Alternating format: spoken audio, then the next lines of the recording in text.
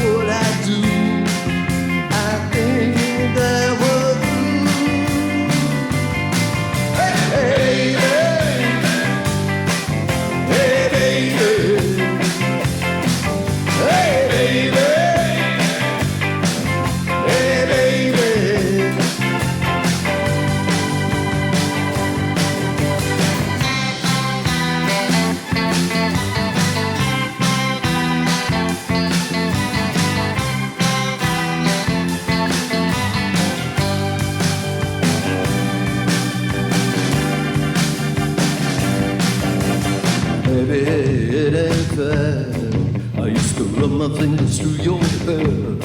I stroke your cheek, I kiss your face. Now you're gone without a trace. Hey baby, give us one more try.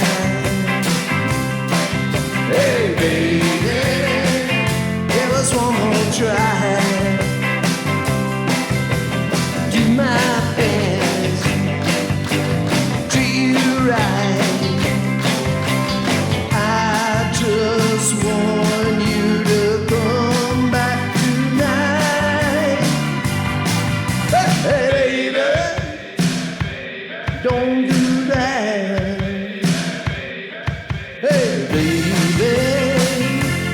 don't do that. Can't be over, not just yet. One more chance, one last bet. Hey baby, hey baby, hey baby, hey baby.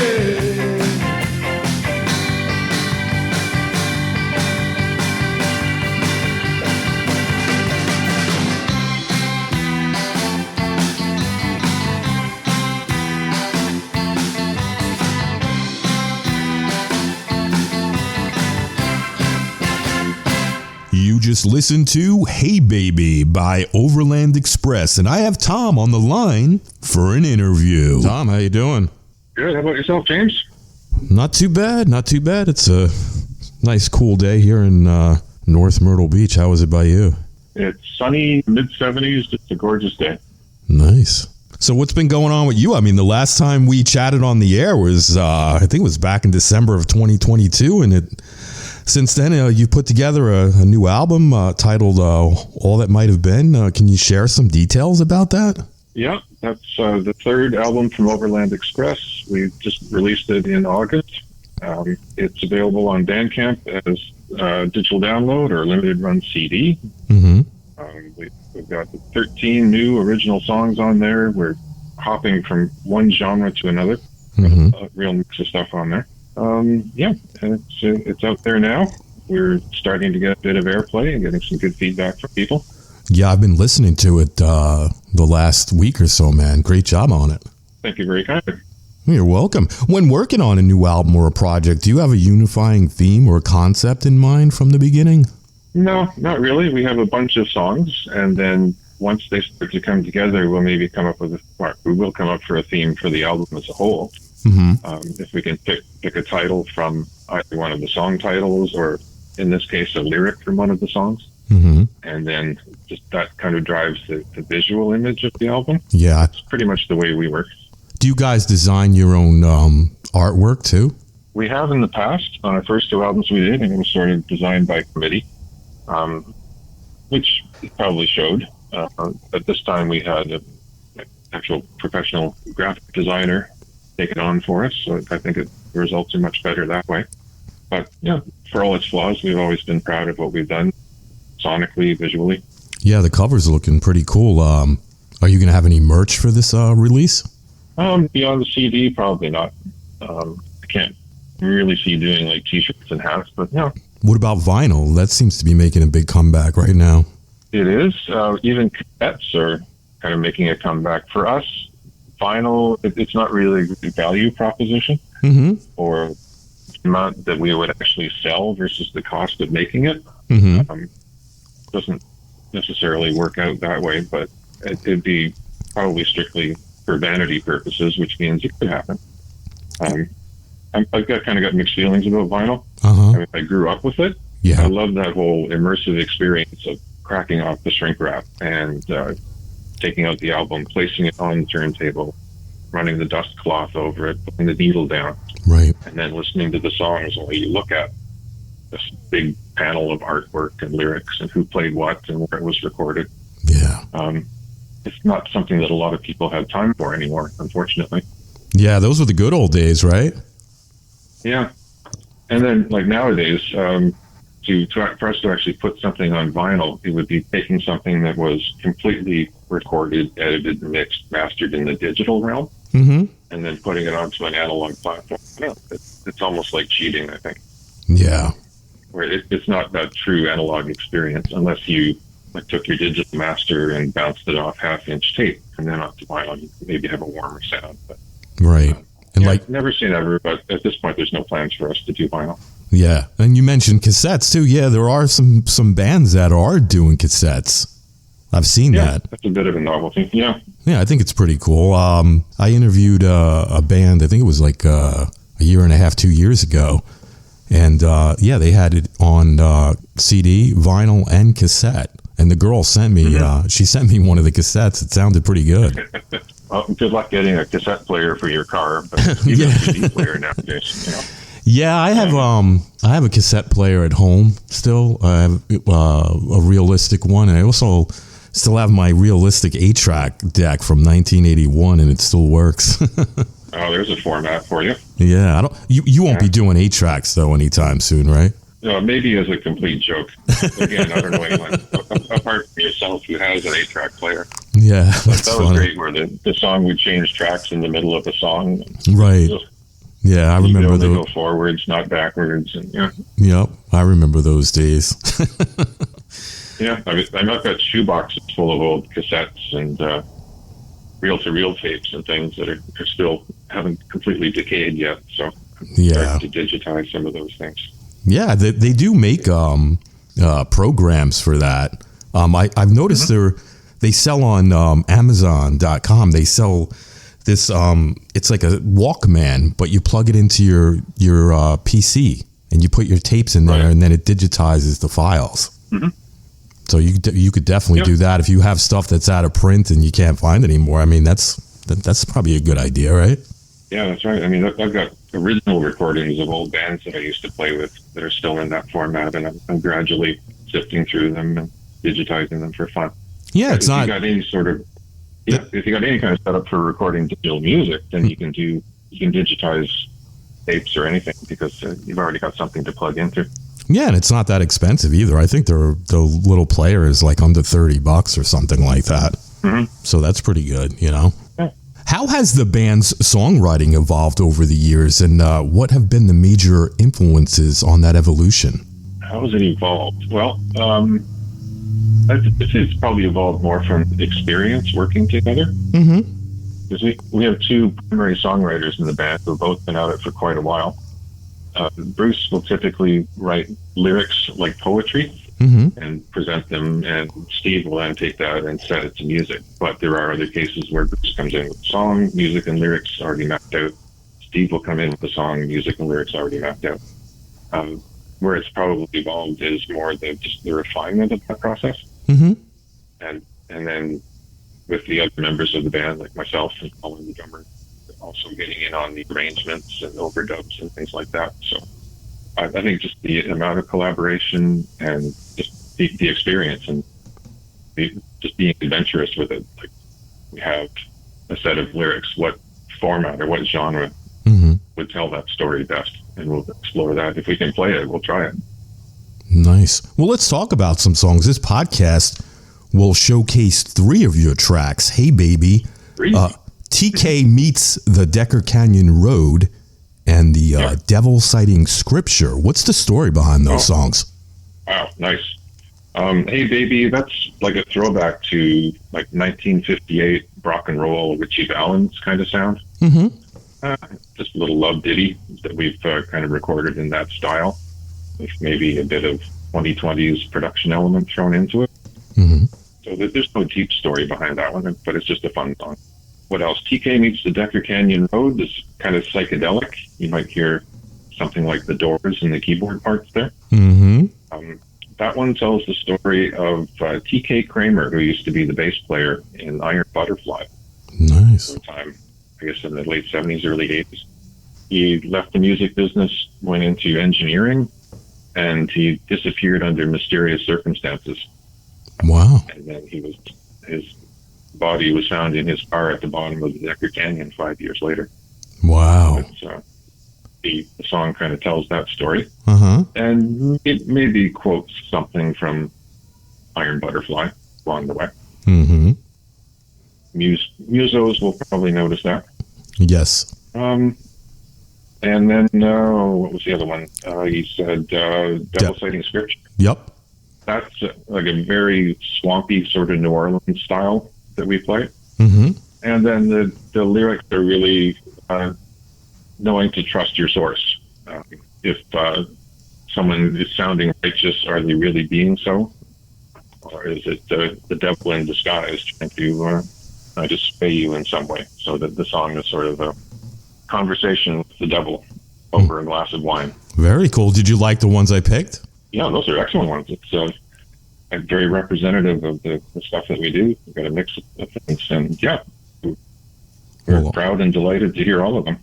Awesome. Now that we've heard the stories behind the song, let's take a break and enjoy one of them. This one's titled TK Meets the Decker Canyon Road. 1, 2, 1, 2, 3, 4.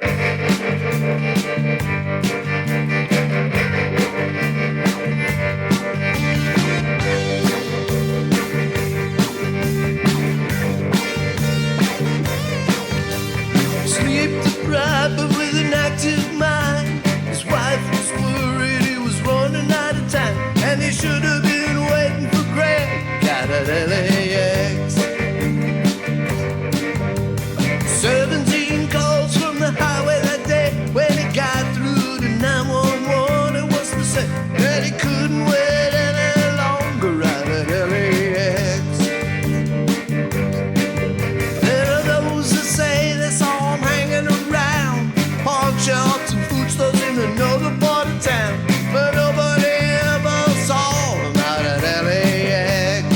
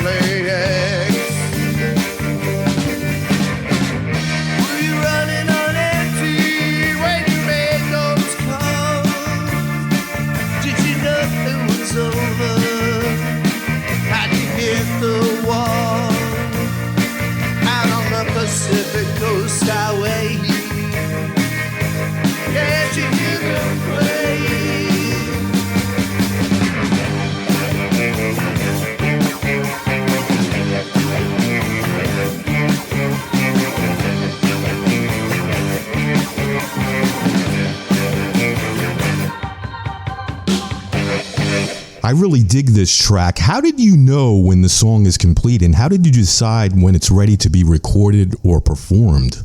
Well, we go through a process of just jamming on a song and trying to get our heads around the song and the arrangement. In the case of this album, we actually got a chance to road test 7 of the songs before we recorded them. Mm-hmm. So the act of going through that and rehearsing and getting the parts down and playing it in public, just that really set us up to record those 7 songs really quickly. And 2 of those, at least, that you're going to fall into that category, Hey Baby and Devil Citing Scripture, we were able to flesh those out by playing it live. But with the others, we'll record basic tracks, 2 guitars, bass, drums, and a scratch vocal, just to get a kind of a sense of what it's sounding like. Mm-hmm. And from there, we'll listen to it, get a sense of the mood of the song, and that helps us decide what other instruments we might want to overdub to tell the story. Mm-hmm. So Devil Citing Scripture, like I said, it's a very swampy kind of sound, maybe elements of New Orleans jazz in there. So we picked the arrangements to suit that. So there's keyboard horns, at least not actual horns on the recording. Mm-hmm. But we're kind of leaning into that instrumentation and that sound. So we'll do that with the songs. And then TK, that's given who it's about and the band that he was in, it takes a little more of a psychedelic approach to the music. Mm-hmm. And how do we know it's finished? Well, we run out of ideas for things to overdub, or we'll put on one overdub too many. And it's kind of like oil painting. You put a bunch of stuff on the canvas and scrape off what you don't need. So that's one way that we go about it. Makes total sense. What is your opinions regarding collaborations, and how do you typically initiate a new collaboration? Collaboration is wonderful. For someone who plays music, the more people you can play with, the better. You get different approaches, different ideas. In our case, it's sort of a circle of people that we know and friends of friends that we can call on. And I know in recent years, I've actually been collaborating a lot with Rob Moss, and it's been strictly remote. So knowing people through social media and that sort of thing has really broadened my horizons. I can tell you that. So if somebody has an idea that they need a certain type of sound or a certain type of player, they can think, oh, I know this guy who knows a guy. Right. Or I can just kind of approach them and things like that. Yeah, I've noticed that you've been on a few of his songs, correct? Yeah, that's right. I was on Rob's most recent full-length solo album. While that was being mixed and mastered, we did a little side project called Robotom Limited, which was sort of an 80s synthesizer pop throwback sound. We did 3 singles through that while waiting on the last album. And since then, Rob's been working on split singles, which has been an awful lot of fun. Mm-hmm. Rob covers somebody else's song. They cover one of his. So again, it's collaboration, but it's reinterpreting songs. Mm-hmm. So that's been great fun. Rob just released the 4th of those singles today, actually. Yeah. And there's one more in the can and probably a few more in the pipeline. So that's been fun.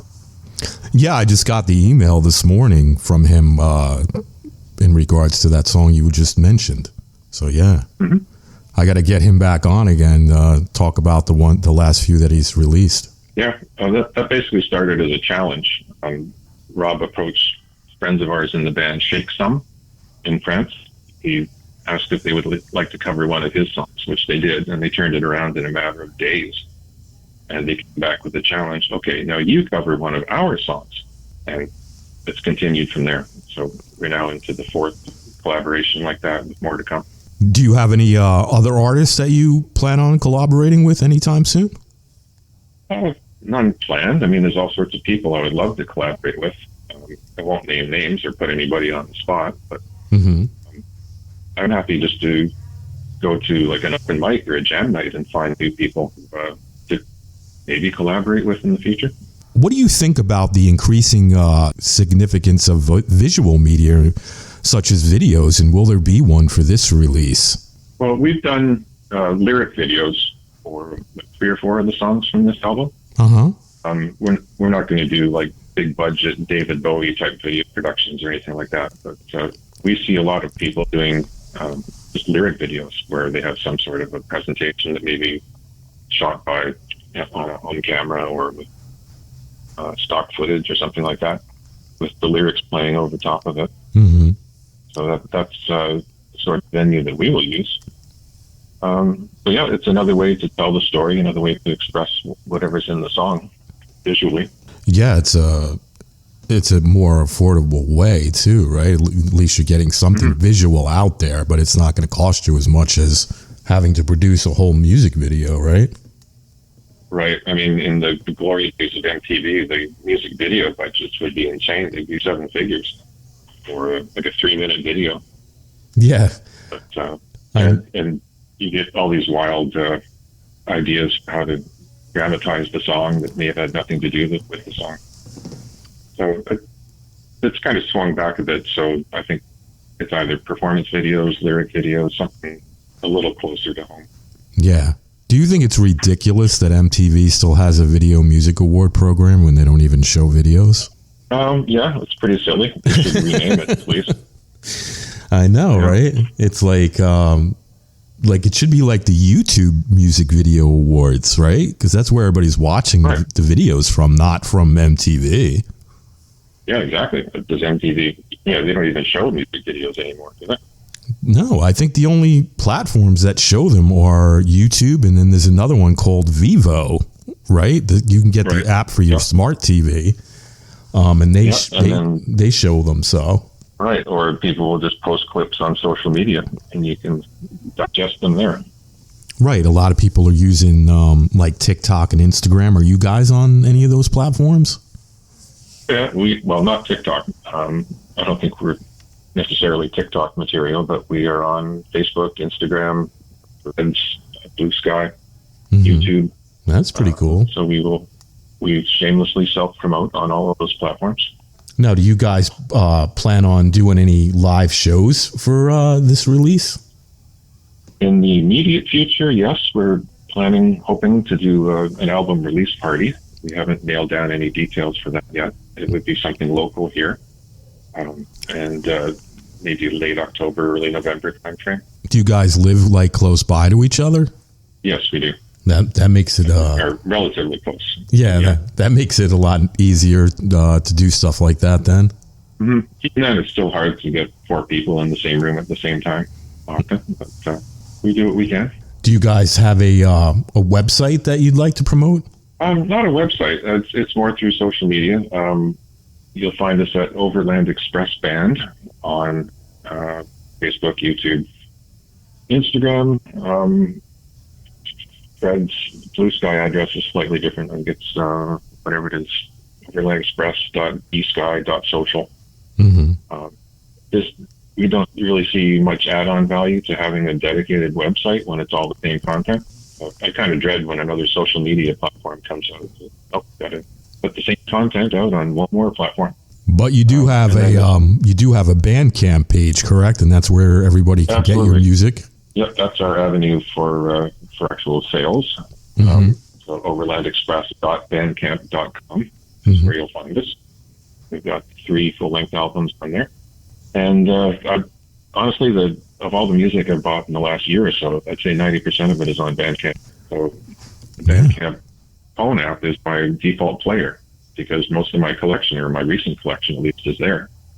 Yeah, so that's where I stream it from. A lot of people are using Bandcamp. I saw, I logged on there the other day, and they have like a pop-up. It says, over the last, I guess, year or so, I guess it's like $1 billion in revenue to the artists that have their music up on their site, which I think is pretty cool, because it is. Spotify is ripping, you guys off. Oh, yeah. That's another story. I get the appeal of having a global catalog of music on your phone, but it's the only people making money that are seriously are shareholders. Right. It's ridiculous. So at least, at least Bandcamp, you can get something out of it, right? Yeah. Well, I figured if you can make one $10 digital download sale on Bandcamp, that's the equivalent to over 3,000 streams on Spotify. Wow. The numbers are just staggering. I believe between live shows and purchasing stuff directly from bands, that's the best way to support people if you believe in them. Yeah. I tell people that all the time. if you're going to post your music up on a site, you're probably better off doing Bandcamp instead of Spotify because you're never going to see anything from there. Yeah, I mean, the argument is that Spotify will get more people to hear your music, and maybe. Yeah. But, depending on the numbers you hear, it's like tens of thousands of new songs every day are going up on Spotify. So how do you stand out? Right. It's tough. It's easier than ever to get your music out there, but probably tougher than ever to make a living at it. It's rough. Yeah, I totally agree with that. Is there anything you'd like to mention that we didn't talk about today? Well, I'd like to ask you, sir, about the ESA Awards in Atlanta. I believe you came home with some hardware from that. I did. I got the bronze for radio station / podcast of the year, which was pretty cool. Excellent. Congratulations. Thank you. I was totally shocked that I won, but I accepted it because I was just like, you're going to give me an award for doing something that I love to do. I'm totally grateful for that. Like I said, I wasn't even expecting to win. I felt like I won just being nominated. You know what I mean? And then it looked like it was a tremendous networking opportunity. The people you were hanging out with and getting to know just at the conference itself. Yeah, you guys should you should try it next year. Maybe submit some of your music to them, and maybe you'll get a nod to go to the live show. Yeah, we'll keep that in mind. But the thing is, that's what the Independent Singer-Songwriters Association, is that right? Yeah, they have a group page on Facebook that you can join. It's free to join. It doesn't cost anything. Yeah, well, it's totally appropriate that you would be recognized by them for what you do, because you're a great voice for independent artists. Well, I appreciate that. Well, we appreciate the opportunity. It's like you said, it was a great networking thing as well. Even if I didn't walk away with the trophy, I made a lot of friends there. Some of them I knew already because I had them on the show, but it was really nice to actually be face to face with them and chat with them and shake their hand and, get a hug from them or whatever. It was a great feeling. And then I met new people as well. I got so many interviews lined up now from people that, gave me their cards and stuff. And I started contacting them when I got home, and, I'm filling up the calendar. So I'm pretty excited about that. Yeah, looking forward to hearing the results. Yeah, and it's always great chatting with you, Tom, and anytime you got something you want to promote, you're always welcome to come back, of course. Thank you. I appreciate it. It's always great to talk to you, James. Let's stay in touch, and you enjoy the rest of your Sunday, all right? Will do. Actually, after this, I think I'm off to an outdoor acoustic jam, so it's going to be a musical day in the sun. Awesome. Have a great day, all right? Thanks, you too. All right, bye-bye. Bye for now. I just want to give a shout out to Tom for stopping by today and sharing his awesome music and stories. But before we head out, let's check out another track from this fantastic album. This one's called The Devil Citing Scripture.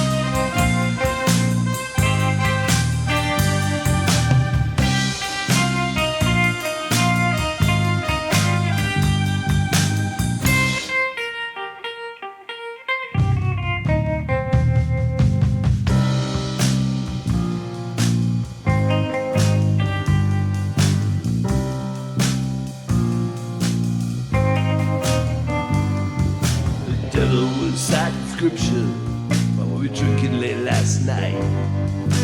I began to wonder who was wrong and who was likely right. Another glass of wine I thought would make it all come clear.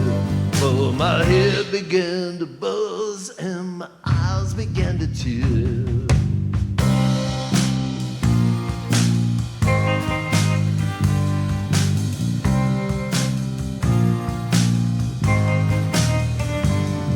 So I asked through some church here what is really going on.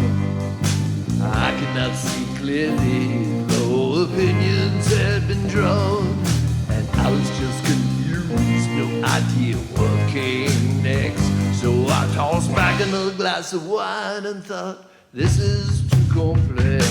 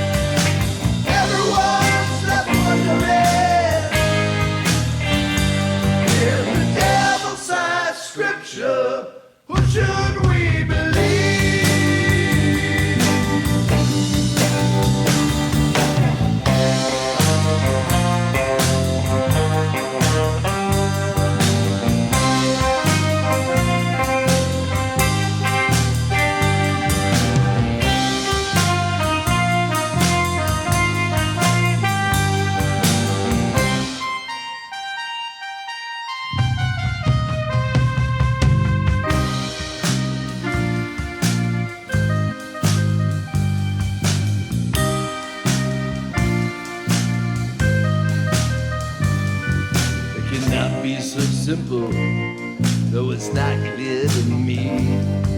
No matter how hard I try, I just can't seem to see. 'Cause there's so much left to understand, so much to explain. Like how the devil gets inside your head, causes so much pain.